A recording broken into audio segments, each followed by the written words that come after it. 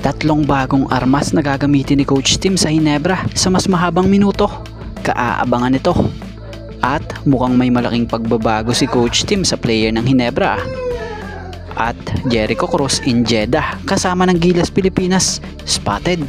So yan ang ating mga tatalakayin. PBA Philippine Cup Finals MVP Jericho Cruz.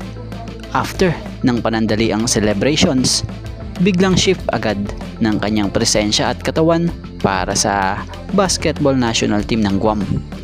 Nung nakaraan nga lang, nag-post sa kanyang social media account ang nasabing PBA Finals MVP na sinasabing credit po. Here comes Guam, time to represent.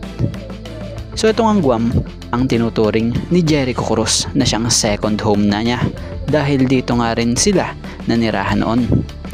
So sa mga hindi nakakaalam, si Jericho Cruz ang isa sa key player ng basketball men's national team ng Guam na siyang naging malaking parte at ambag para makasecure or masecure nila yung spot nung nakaraan sa 2025 FIBA Asia Cup qualifiers.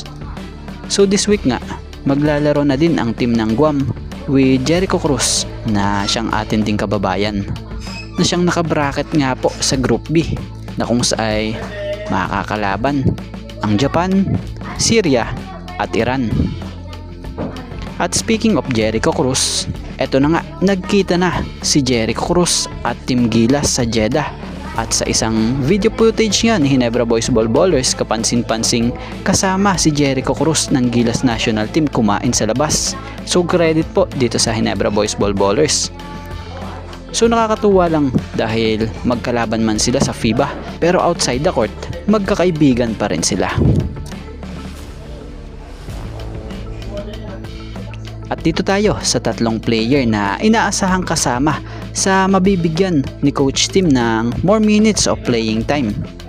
So for sure, magugulat rin kayo rito dahil kabilang si Jared Dillinger na isa sa veteran ng Ginebra sa inaasahang mabibigyan ng playing time muli dahil sa guard forward ito na kaposisyon ni Jamie Malonzo na umalis dito sa Ginebra.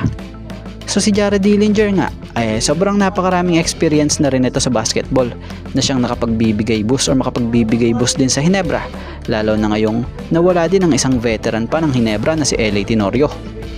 So bagamat 41-year-old na to, maaasahan pa rin naman talaga ito, especially sa pag-setup ng mga play at makakapag-ambag pa rin to sa offense at depensa.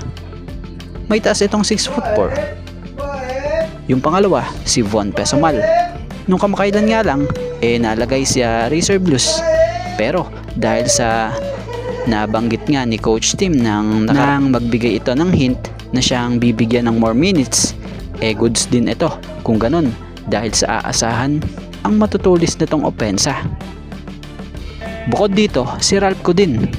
Si Ralph, isang 6'4" guard forward din na may mala Nikola Jokic ang galawan dahil sa pambihira nitong vision sa paghanap ng taong open para sa opensa. Bukod pa doon isang outside gunner din ito katulad nung dalawa nating nabanggit. So naungkat nga ang usapang yan dahil sa pagkakaalis ni Jamie Malonzo sa Ginebra at paglipat patungong Japan B-League nung nakaraan lang.